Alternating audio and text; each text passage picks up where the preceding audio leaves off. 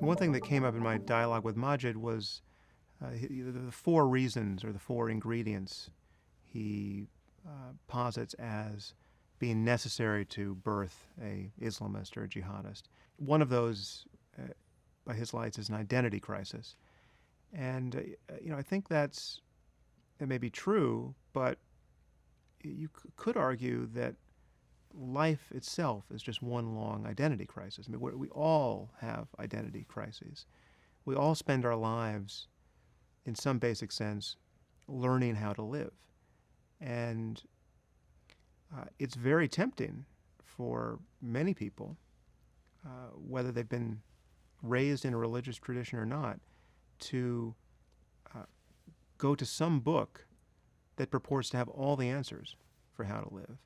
And it turns out it matters what book you get, and it matters what those answers are. And to the degree that you believe those answers, to the degree that those ideas seem compelling to you, well, then they can't help but affect your life and affect the lives of others.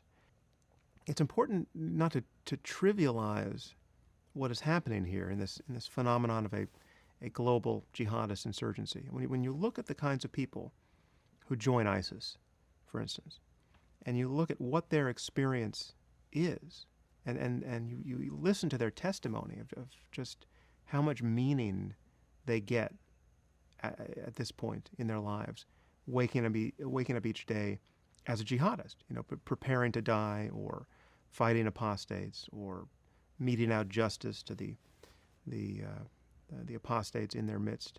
This runs absolutely counter to the intuitions of most secular people who just view ISIS as essentially a bug light attracting all the psychopaths on earth. And there are many secular liberals who imagine that what we see in these terrorist groups now is a collection of people who would be doing terrible things anyway. Right? These are bad people. Bad people are always going to do bad things. Right? That's not, in fact, what's happening.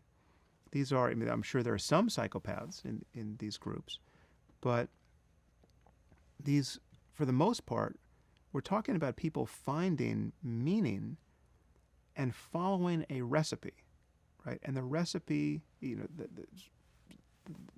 key ingredient is jihad and self-sacrifice toward this end, and an expectation of martyrdom and a belief in paradise.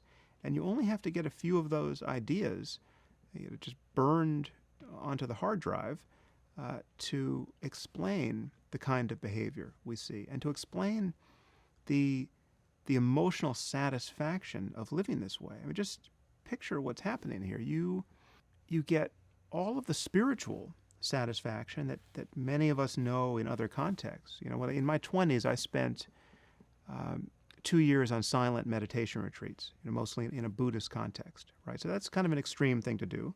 Dropped out of college, and I was living in isolation and spending months in silence. It's certainly not a normal thing to do. It was not. I didn't know anyone else in my generation doing it. Right now, all of that was being framed by specific ideas, just about the utility of using my attention this way, why it made sense. I mean, there was a doctrine and a set of beliefs that made sense of this behavior. Now, that could have been a jihadist project if I believed those things. But what a jihadist has is arguably the same level of spiritual concern. I mean, the jihadist is seeking a kind of purity of his attention. He's seeking a lack of superficiality, a profundity. I mean, he wants to make life sacred, right? This is a religious enterprise, a spiritual enterprise. But in addition to just having his attention burn through all of the temporary and ultimately meaningless false attractions of this life, beauty and fame and wealth and everything else that every other spiritual tradition invites you to cut through. He gets to be a kind of spiritual James Bond, right? He gets to carry an AK-47 and kill the bad guys. So he's not only like someone who got really into yoga and got captured by all of that. He's someone who got to be a Navy SEAL too, right? So it's the whole package. It's very easy to see how this is totally captivating to especially young men. All of the components are in play. There's a philosophy. You get to just argue about how many angels dance on the head of a pin, and you get to fight with your brothers in arms against cosmic evil, the infidels, who you are in some kind of eternal war with. And so the energy of this enterprise is totally understandable, and it is not a matter of just bad people doing bad things. Many of these people, I would argue even most, would have done very good things under the sway of different ideas. And you can see Maajid is a perfect example of this. Maajid almost was an Islamist for the rest of his life. And now look at what a productive, articulate, wise person he is. It could have gone another way, and the difference that makes the difference is just a matter of ideas.